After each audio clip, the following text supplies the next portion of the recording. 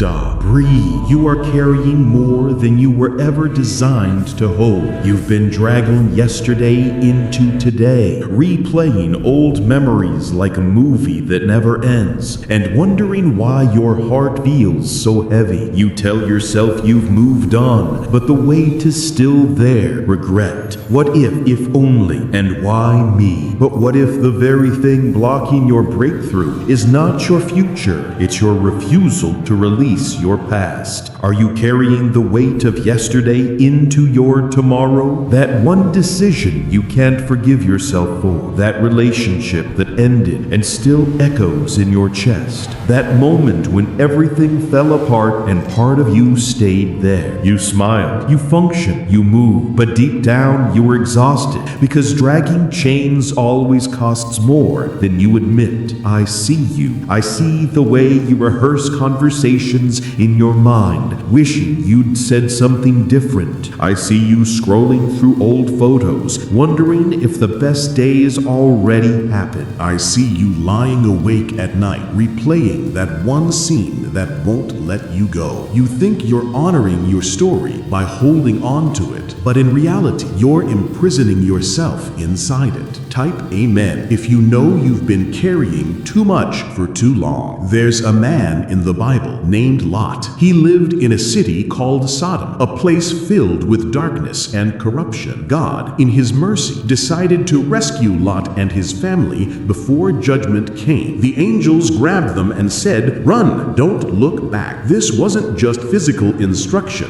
It was spiritual wisdom. Leave the city, leave the memories, leave the attachments, leave the version of yourself that settled there. But as they ran, Lot's wife did something that would mark her story forever. She turned around. One look back at what God was pulling her out of, and she became stuck, frozen in the past, a pillar of salt. Her body was leaving the city, but her heart never did. That's what happens when you try to move into your future while clinging to your past. You become stuck between seasons, no longer there, but not fully here, present, but not alive, free, but not walking in freedom. Lot's wife didn't miss her future because God didn't make a way. She missed it because she couldn't stop looking back. But here's what you didn't realize. God's command to not look back wasn't punishment. It was protection. He knew that if she kept her eyes on what was burning, she'd miss what was being built ahead. The same is true for you. You're not being asked to forget what happened. You're being invited to release its power